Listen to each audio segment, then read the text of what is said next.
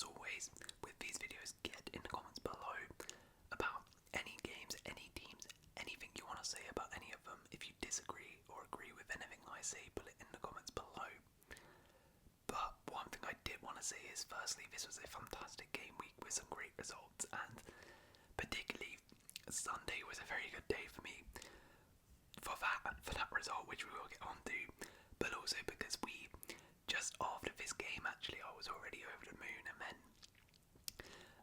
we hit 3,000 subscribers on the channel, which is absolutely insane, yeah, thank you guys so much for that. Honestly, I did not think we would even get to 100 subscribers when I started this channel. I was just doing it for a little bit of fun, really. So to have 3,000 subscribers is absolutely crazy, and yeah, I really appreciate you all.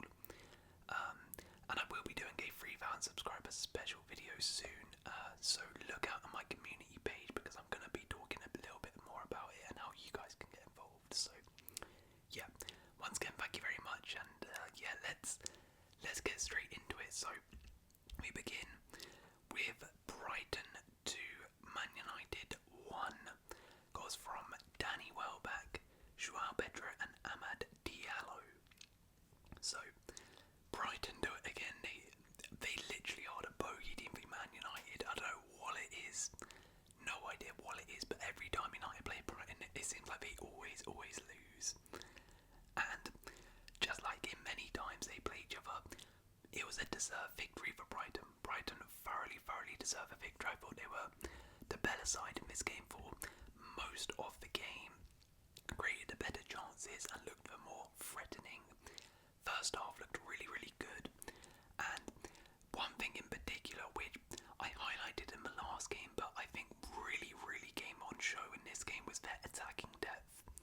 Brighton's attacking depth is honestly one of the best in the league, because their ability to change the game with substitutes is insane.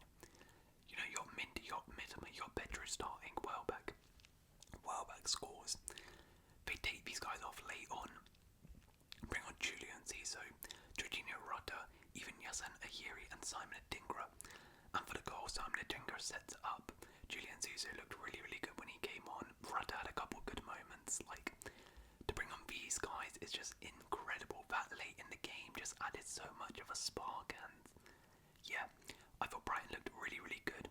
I mean, defensively a little bit shaky, like the United goal could have been prevented from a Brighton perspective, but I thought overall Brighton were good. Interestingly, Billy Gilmore played. Obviously he had a bit of speculation around him, but that seems like that is gone, with Napoli opting to sign McTominay instead. But yeah, Brighton thoroughly deserved. That's 2 wins from 2 for Fabian Hurstler and Waller performance by them. One thing as well which I'm really impressed with is their high line, and they kind of remind me of like the new Aston Villa, where Aston Villa would catch teams out with their high line. Brighton in their first 2 games have caught Everton and United offside so many times because of their high line, and that's something which they've really been working on. So I think that's going to be a feature of Brighton this season. But yeah, Brighton look really good. Such a fun side to watch, and a thoroughly deserved victory from them. Now, Man United perspective, I mean, this was like many United performances from last season, a bit of a masterclass in how not to defend for 2 goals. For both goals, just absolute calamity at the back. Ball comes into the box, Harry Maguire can easily just hill it away, decides to let it run across him. And then the ball comes out to somebody, I can't quite remember who it was. Oh, it was Mitoma, right? Yeah, Mitoma gets the ball, and then literally nobody is picking up Danny Welbeck, and Danny Welbeck just has a free tap in there. Lisandro Martinez, I think, was marking the guy on the outside instead of Welbeck. It's like, what are you doing? And then for the second goal, I mean, this was an absolute joke from a Man United perspective, because, I mean, it's the 95th minute, the corner comes in, they clear it, Simon Adingra has the ball, there was 4 or 5 defenders literally marking Adingra. They didn't even stop the cross. 4 people couldn't even stop the cross. And then at the back post, they were literally queuing up. There was like 3 of them there, and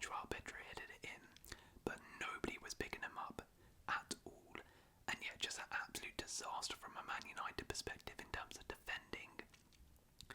And it was kind of the same story as last season. That's something we've seen from last season, just awful defending, late goals as well, poor concentration. Again, another late goal conceded.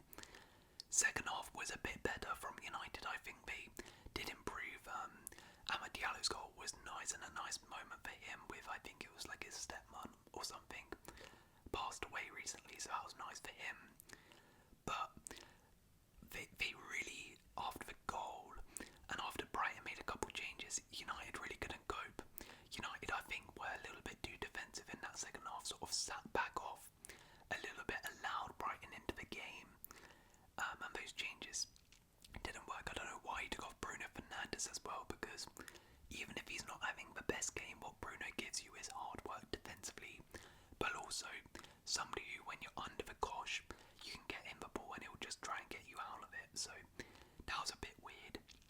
There was, of course, also the really unfortunate moment and rather funny watching it as a neutral with Joshua Zirkzee with the disallowed goal where Garnacho hits in and Zirkzee's like sliding, trying to stop himself, and hits it, and he's offside. That was pretty hilarious to watch. But yeah, I thought United, to be honest, it just looked very, very similar to last season. Pretty poor performance, and yeah, not ideal at all from United, who, yeah, as I said, look very, very similar to last season. Okay, next up we have Crystal Palace 0, West Ham 2. Goals from Thomas Souček and Jared Bowen. Now, we'll start with Crystal Palace here. Crystal Palace, I thought, were rather unlucky to lose this game 2-0. I'm not sure they did quite enough to really win this game, but they definitely shouldn't have lost it, in my opinion. Like, it was a pretty even game. From Palace, though, I think the real thing is they had some chances. Like Edouard, I think, had a one-on-one, couldn't take it. Eze had a really, really fantastic shot, which I think hit the bar on another day that could creep in. But in the end, I think one of the main problems for Palace was their creativity. They really did struggle to create some really clear-cut chances. And when I'm looking at them and saw them in this game, it kind of felt like if Eze wasn't the one like creating something, nobody was going to do it.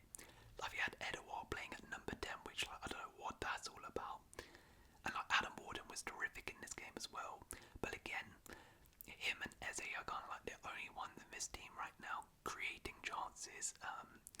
And I really do feel bad for Glasner because, you know, Joachim Andersen has gone, didn't have a replacement in. So, you know, have to put Chris Richards in at the back. Elise's gone, still haven't really signed a proper replacement for him. Jordan Ayew also left as well midweek, so, you know, he's got a lot of these players leaving, haven't really been replaced as of yet.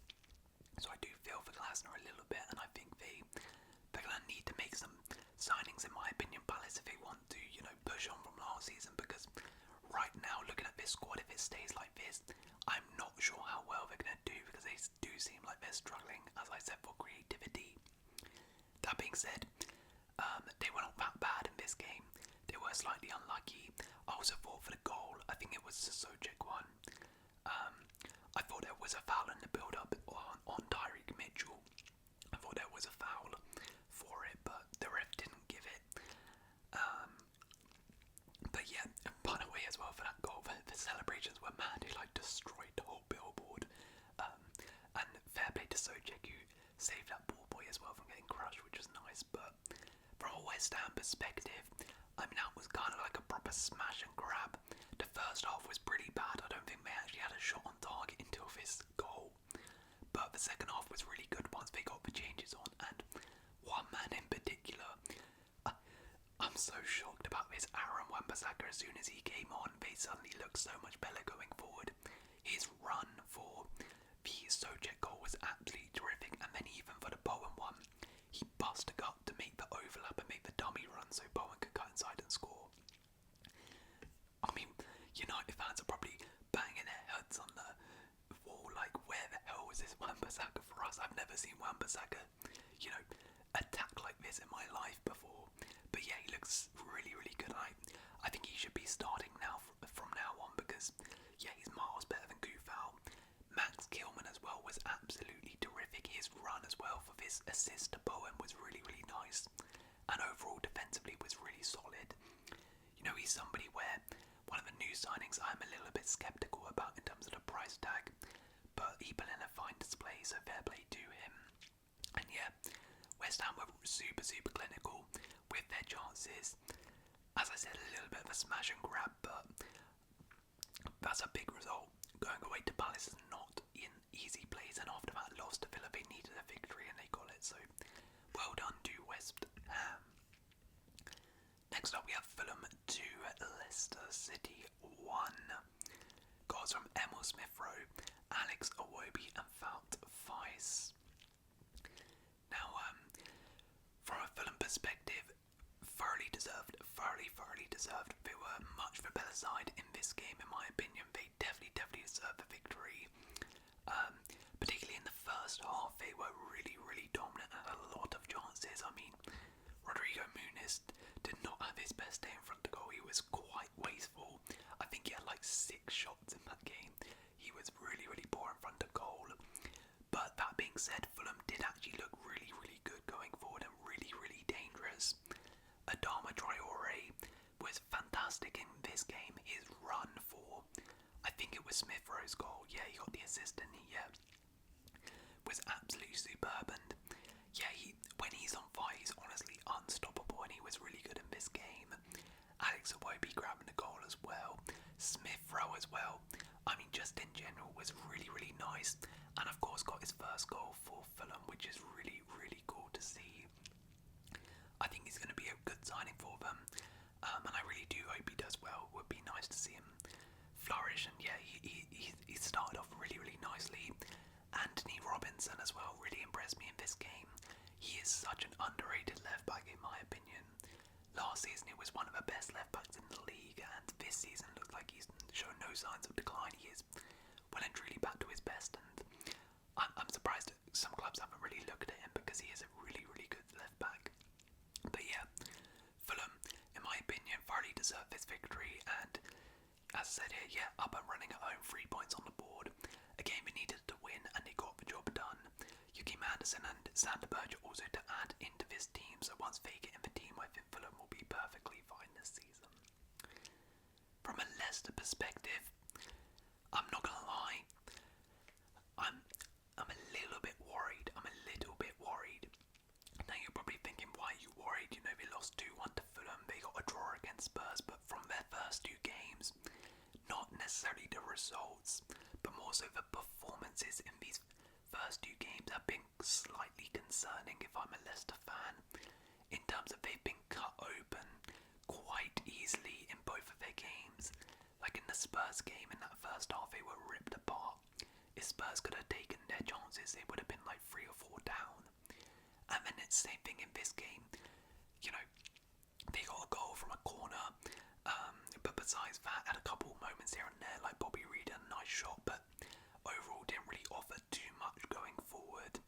And as I said, you know, Muniz had a lot of chances. Fulham had some good chances to really kill off the game as well. So defensively, they're looking a little bit open, Leicester, in these first 2 games. Maybe that's just because Fulham and Spurs have been really good going forward. Could be. But I'm a little bit worried right now in terms of how easily they're being cut open for Leicester, that is a little bit concerning from them, but we'll see how they do in the next game. I'm not sure who it is, but if they get cut open in that game as well, yeah, then I would start to really be concerned. Next up we have Manchester City 4, Ipswich 1. Hat-trick from Erling Haaland, Kevin De Bruyne and Sam Smosnik getting the goals, and yeah, an absolute battering from Manchester City. Absolutely brilliant performance by them. Absolutely brilliant. I mean, I was watching this game and this game was electric. I mean, the first 16 minutes we had 4 goals in the game. I was like, this is insane. I was loving it as a neutral watching that. It was absolutely superb, and yeah, Manchester City thoroughly deserved the victory. I mean, They got a bit of a scare from that early goal, which, by the way, I mean, Edison, he's looking real shaky. He's looking real shaky. Even in the Chelsea game, he was looking a little bit dodgy. Not really sure what's going on with him. Maybe Stefan Ortega needs to come in because, yeah, he probably should be saving that Smostic's goal as well. But after that, I mean, they just instantly responded. Muric, I mean, I don't know what on earth he was doing. See, Ipswich were trying to play out throughout the whole game, and most of the time, actually, to be fair to Muric, he was okay with the ball at his feet for most of the game, but then just had a horror show back for that goal, for that De Bruyne goal, which is a really nice finish, by the way. And yeah, De Bruyne, fantastic performance by him in the first half. Rico Lewis really, really impressed me in this game. No Carl Walker, Rico Lewis has come in and, he's much more attacking than Carl Walker, and I would keep in Rico Lewis for now because he is just so good going forward and offers so much sort of inverting into midfield, going in this sort of number 10 role at points he was superb. I mean the wingers though, Savio and Dogu, these guys are just absolutely deadly together. Savinho in particular in this game was really, really good. He's somebody who I picked as my signing of the season this summer, and so far I've been justified, I would say, because he looks absolutely incredible right now. And as I said, him and Dogu on the wings are just, it's a pain for any fullback coming up against them. Obviously, Erling Haaland, I mean, what more can I say about this guy? He's just an absolute monster. Even that finish for I think it was his second one, was such a hard finish. Most strikers would actually miss that, but he made it look so easy. And yeah, he's just incredible, isn't he? And his third goal was an absolute rocket. Yeah, Man City looked dominant, and I think this game also showed their depth as well, because still, Carl Walker on the bench, John Stones came on at half time, Phil Foden out of the squad, some key players missing, Rodri of course missing, and they still comfortably beat Ipswich. One thing, I mean, as a neutral, I would have preferred is, I hate it when City do this, is they'll like blitz a team like they did, go 3-1 up in the first half, and then second half they just go into second gear and just like casually stroll around. Obviously I understand why they do it, because don't want to risk injuries and stuff, but as a neutral, I thought, if they really stepped on the gas, they could have got like 6 or 7 here, to be honest, because they were cutting Ipswich open that much. But yeah, it is what it is. Gundogan also made his return as well. As I said, they were in second gear at that point, so didn't really get involved too much. But yeah, nice to see him back at Manchester City, and a thoroughly deserved victory for City. Look, from an Ipswich perspective, I mean, there was individual errors for some of the goals. Obviously, the Muric one and there was another one as well. Obviously, yeah, the penalty, the Leaf Davis one. So some of them were preventable, but look, the Ipswich, you can't really be too annoyed. You're going away to Man City. This is probably the hardest game in the world, arguably. So yeah, they can't be too annoyed. They did manage to get a goal as well, which is nice for Sammy Smolsticks. But yeah, look, it's one of those where Ipswich just dust yourself off and go on to the next. You've got this game out of the way at least. Okay, next up we have Southampton 0, Nottingham Forest 1. The goals from Morgan Gibbs White. So I was really disappointed with this from Southampton. So after last week, Southampton looked so good against Newcastle, created bucket loads of chances, and I was like, maybe I was wrong about Southampton, maybe they're actually going to be good. And I was looking forward to seeing how they did in this game. But they were horrific. I mean, looking at 5 shots, 1 shot on target the entire game, and he had 64% of possession. They just could not create a single chance in this game. Barely anything. They did it. They had the ball and they couldn't do anything with it, which is really disappointing. And makes me think maybe last week was down to they were playing 10 men potentially, because yeah, they were just so toothless and so poor in this game, and they were getting caught out on the counter very easily by Nottingham Forest too. So yeah, really poor from Southampton. Also, I thought Russell Martin's comments afterwards were a little bit weird in my opinion. He was talking about, oh, there was so much tension in the ground from like the fans and stuff. I was like, what? How is that your excuse? Like, come on. And from what I could hear, the fans were thoroughly behind them actually and behind the team. So that was a bit weird. But yeah, a really poor display from Southampton. But from a Nottingham Forest perspective, wow, absolutely brilliant. And look at that, 23 shots, 8 shots on target and only 35% possession. This is a masterclass in counter-attacking football and how to play when you don't have the ball.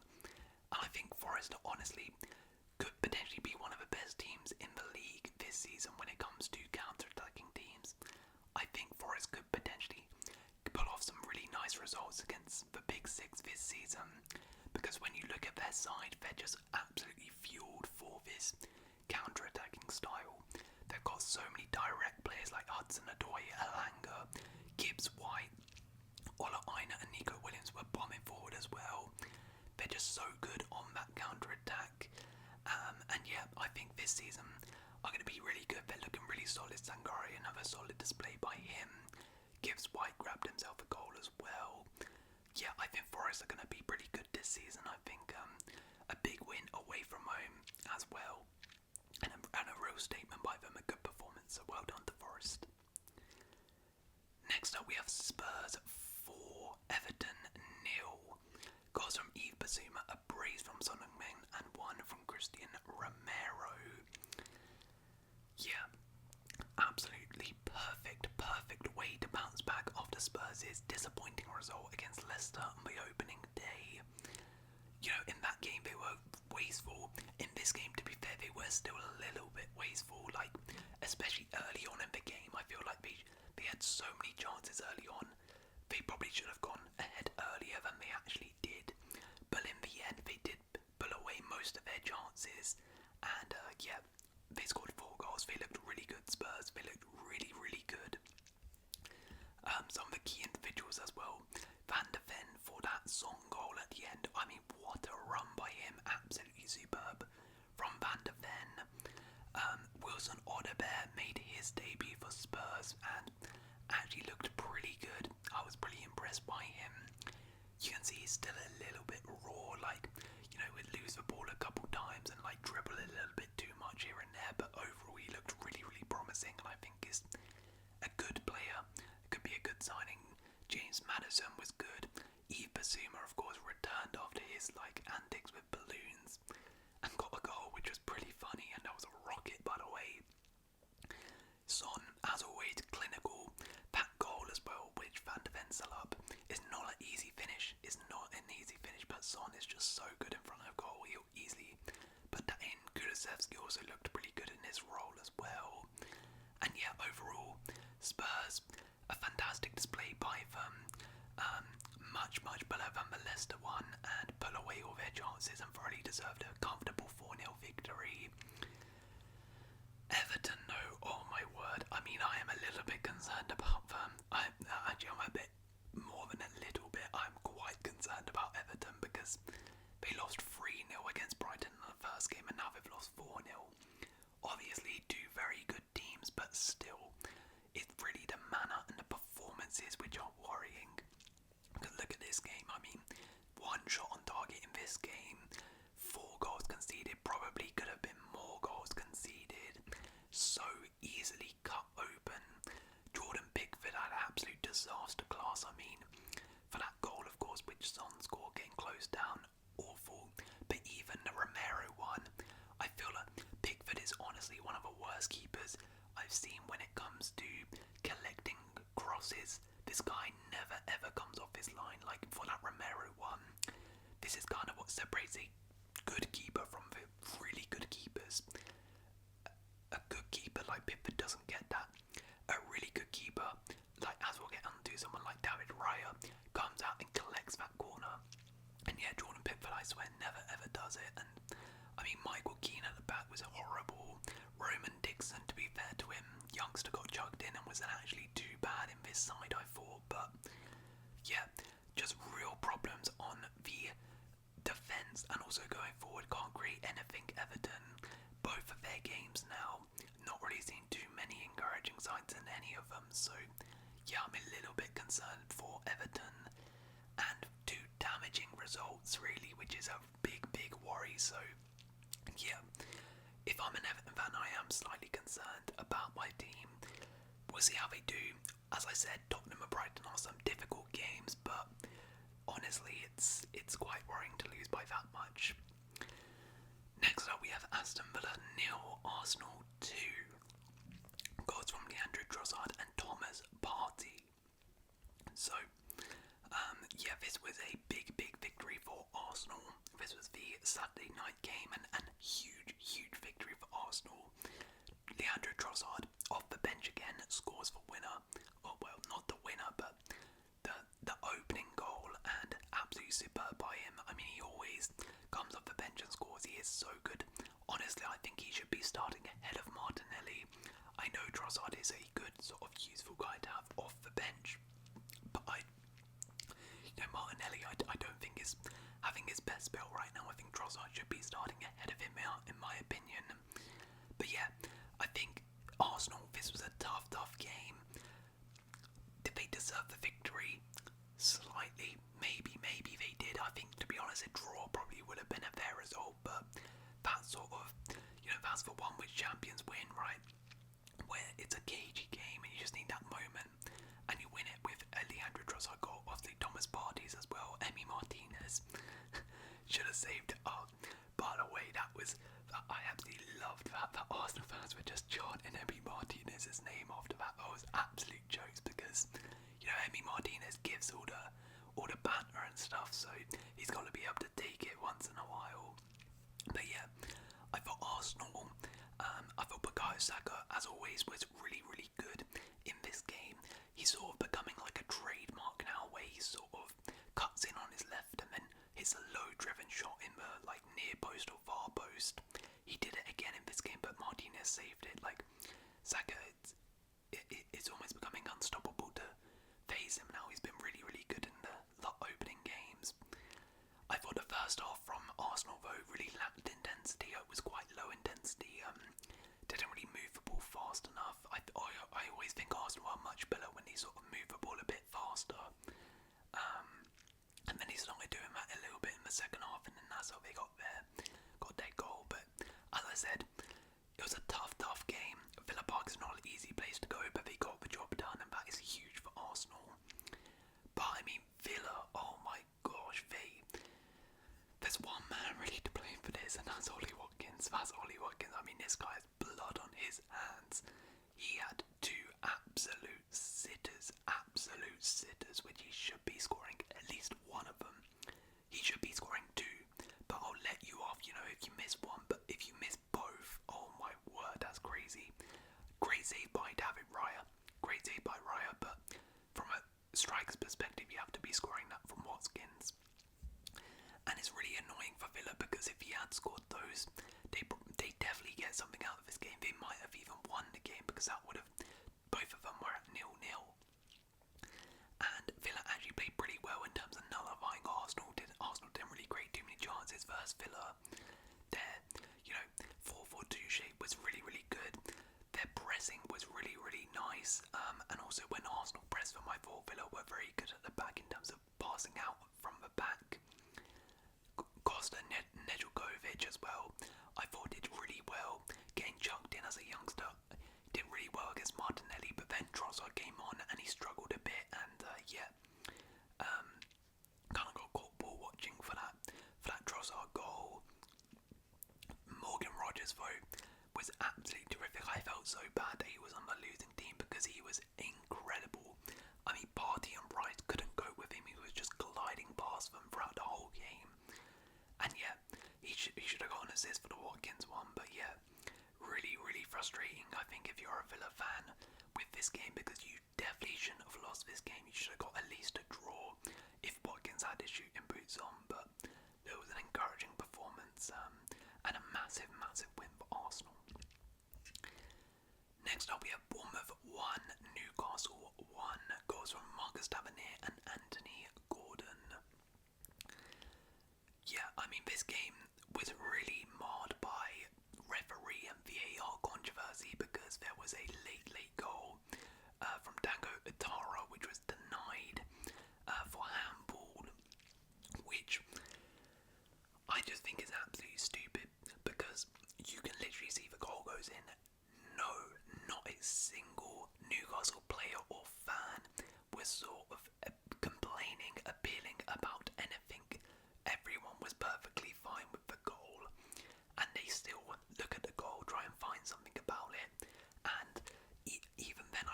understand it because I thought it changed the rules from like where it hits like your sleeve line and it's not handball. I don't know, it's just so stupid. But even if you deny that call, but Joel Lindemann after clotheslines from Dwayne The Rock Johnson clotheslines Neto in goal and gets away with it. I was like, what?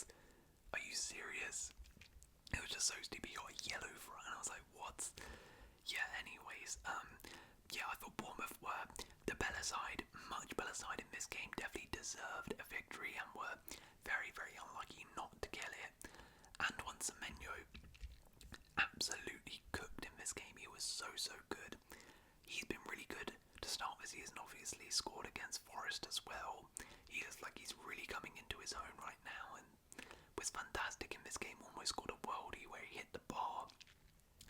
Evan Nilsson, the new big money signing, also made his debut, had a chance where he almost scored as well, but overall, you know, looked okay. I definitely want to see more of him, but they'll be disappointing obviously for the Atara disallowed goal, but also the defending for the last goal or the equaliser. Milos Kerkez, really poor defending by him, just sleeping at the back post, doesn't check his shoulders to see Gordon's there and allows Gordon to sneak behind him and get the goal.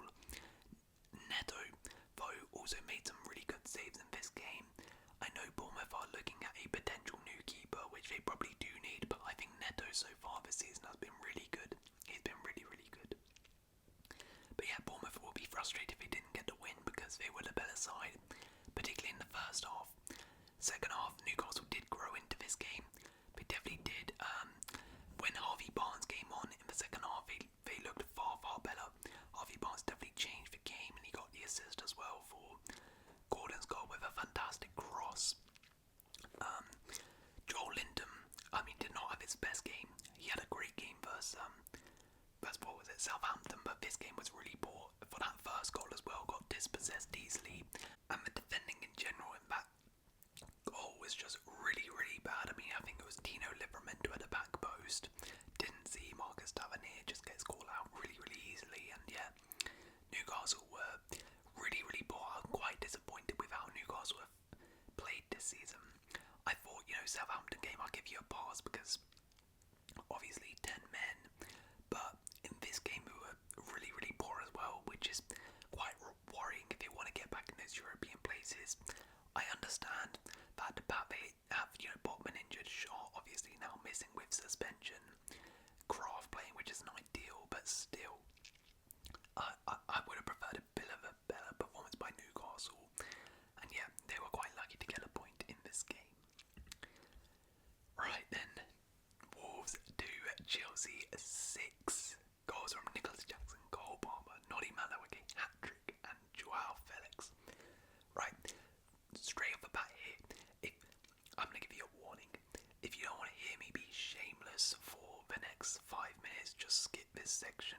I've got the timestamps in, just go to the Liverpool game because I'm going to be absolutely shameless right now because, look, it's very rare on this channel that I get to talk positively and be shameless about Chelsea.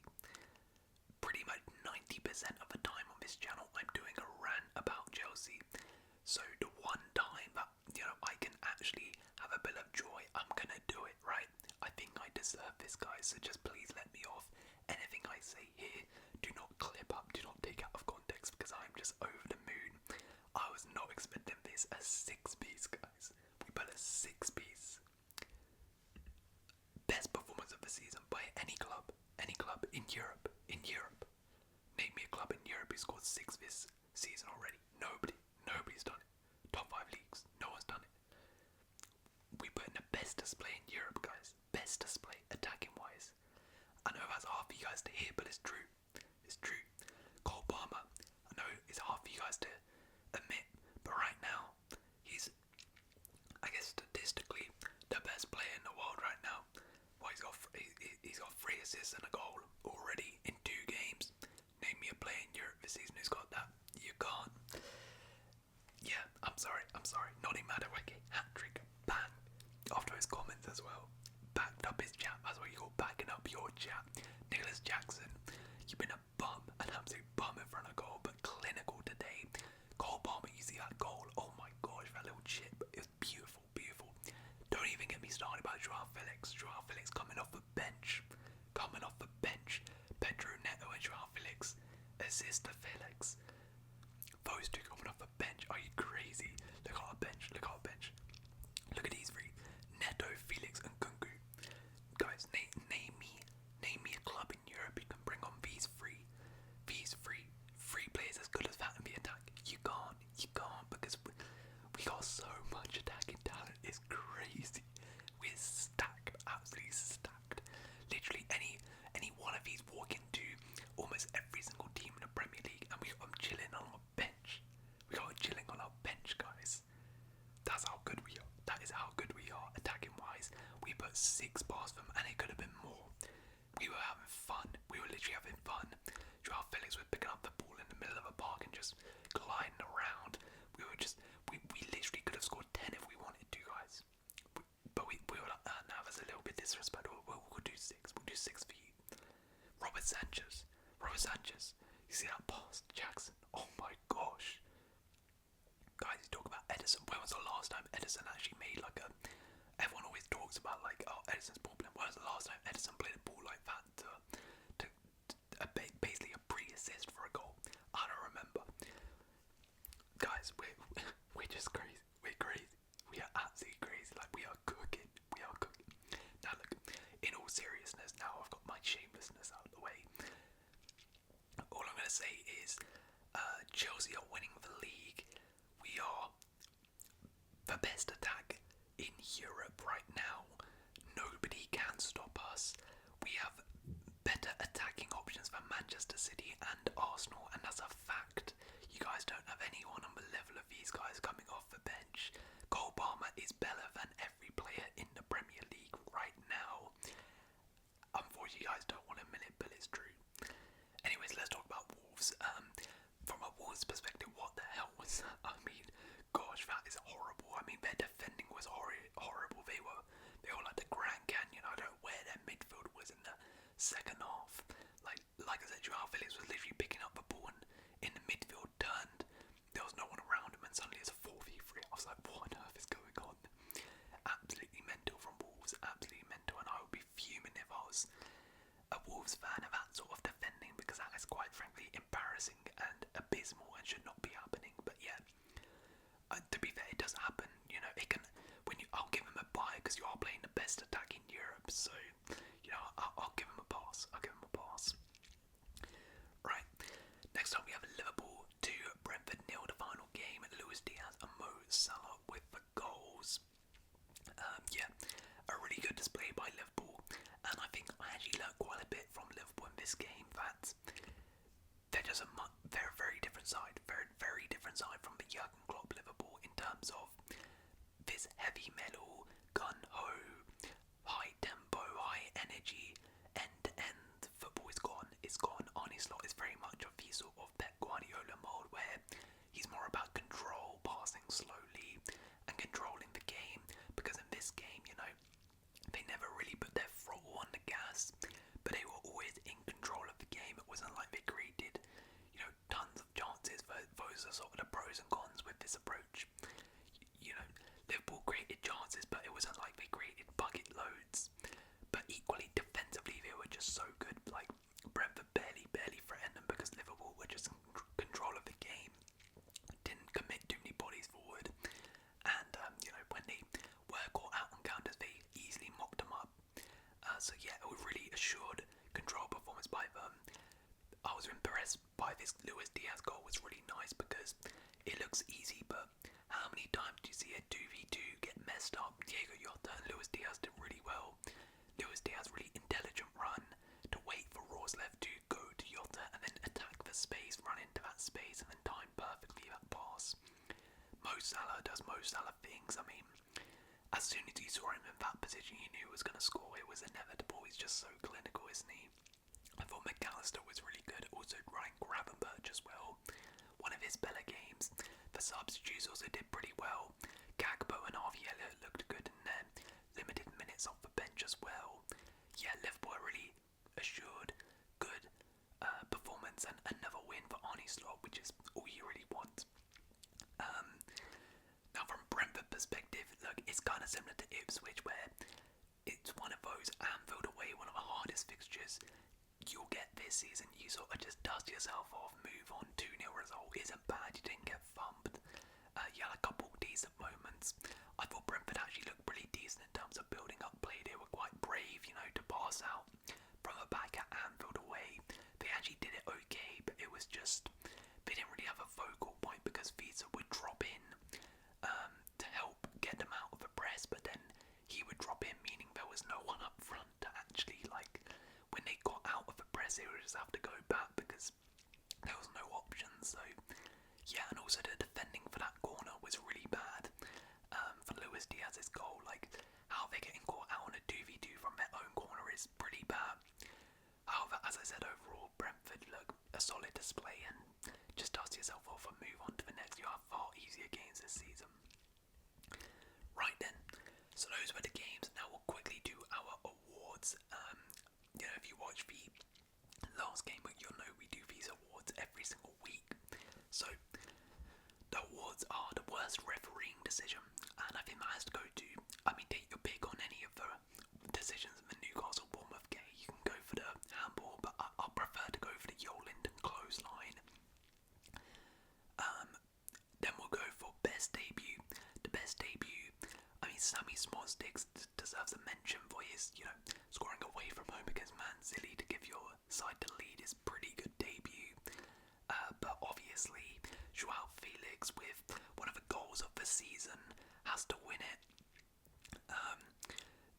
Then we have Player of the Week. Player of the Week, Minson did very well with his brace. Morgan Rogers, despite losing, did very well. David Raya also deserves a mention. Antoine Semenyo, obviously Haaland scored a hat-trick. Rico Lewis, De Bruyne, all of those guys. Savio. But I have to go for, I'm actually going to share it between Madueke and Cole Palmer. These two guys, as I said, these two are just absolutely terrific. Two of the best attackers in the world. Have more goals and assists than Kylian Mbappe and Vinicius Jr. this season. So yeah, I'm going to share it to those two. 3 assists and a goal for Cole Palmer. 3 goals for Madueke. Take your pick which one you want. I'll give it to both. Flop of the week. Muric, obviously for his error for Man City, deserves a mention. Jordan Pickford for his error against Spurs as well. The entire Wolves team, really, the entire defence and midfield is up for honourable mention here, but I have to give it to Ollie Watkins. What on earth was those 2 misses? Absolutely cost his team points there. And then the moment of the week. Raya's save deserves a shout. Madueke scoring a hat-trick after his comments about Wolves. Pretty funny. Haaland, his celebration. He did the KSI celebration, which he told him to do, which is pretty cool, to be fair. But I have to go for the Brighton Man United game for Xerxes offside goal. Was pretty hilarious as a neutral watching that. But yeah, there we go, guys. That is my review of the Game Week 2